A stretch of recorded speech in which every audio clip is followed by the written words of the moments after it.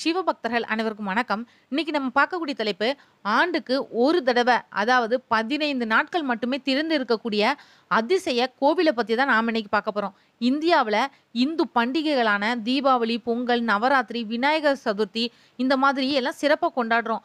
அதுவும் நம்ம நாட்டுல இருக்கக்கூடிய இந்துக்கள் ஆன்மீக வழிபாடுகள்ல அதிகமா நாட்டம் கொண்டவங்க.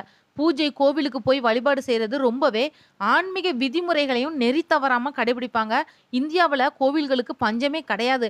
அதுல ஒரு சில கோவில்களோட பழக்கவழக்கங்களும், புராணங்களும் அந்த கோவில தனித்துவமா நமக்கு எடுத்துக்காட்டும். அந்த வகையில நம்ம நாட்டுல இருக்கக்கூடிய கோவில்கள் காலையில திறந்து பூஜை நடத்தப்பட்டு, பக்தர்களோட வழிபாட்டுக்காக திறந்து வைப்பாங்க. மறுபடியும் மாலையில நடைய மூடிடுவாங்க. ஆனா கர்நாடக மாநிலத்தில இருக்கக்கூடிய ஒரு கோவில மட்டும் ஆண்டுக்கு ஒரு முறை மட்டும் தான் திறக்குறாங்க. அதுவும் வெறும் 15 நாட்களுக்கு மட்டும் தான் திறந்து வச்சு வழிபாடு செய்றாங்க.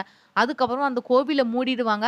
மறுபடியும் அடுத்த ஆண்டு தான் அந்த கோவில திறப்பாங்க. அப்படிப்பட்ட கோவில் தான் கர்நாடக மாநிலம் ஹாசன் மாவட்டத்தில இருக்கக்கூடிய ஹாசனாம்பா கோவில்.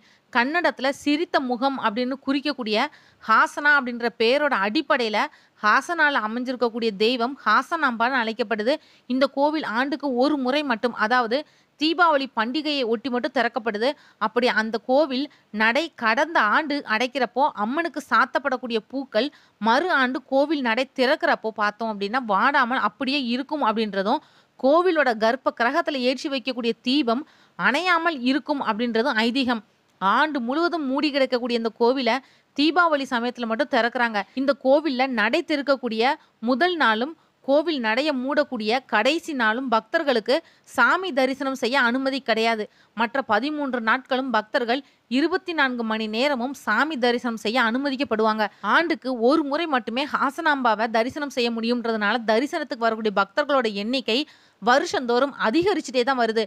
கடந்த வருஷம், அதாவது 2024ல 20,00,000க்கும் அதிகமானோர் பக்தர்கள் அம்மனை தரிசனம் செய்யறதுக்காக கூறப்படக்கூடிய நிலையில இந்த வருஷம் அதை விட அதிகமா 25,00,000க்கும் அதிகமானோர் அம்மனை தரிசனம் செய்ய வருவாங்க அப்படின்னு எதிர்பார்க்கப்பட்டிருக்கு.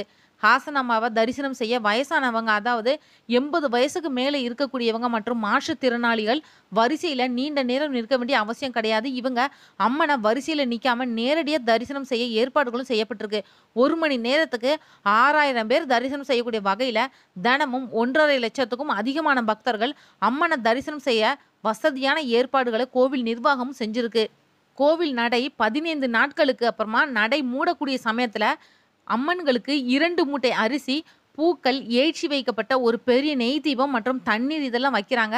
அந்த நெய் தீபம் அடுத்த ஆண்டு கோவில் திறக்கக்கூடிய வரைக்கும் எரியறதா மக்கள் நம்புறாங்க. இந்த வீடியோ உங்களுக்கு பிடிச்சிருந்தா மற்றவங்களுக்கும் ஷேர் பண்ணி விடுங்க. மற்றும் ஒரு நல்ல தலைப்பில் நான் உங்களை சந்திக்கிறேன். நன்றி.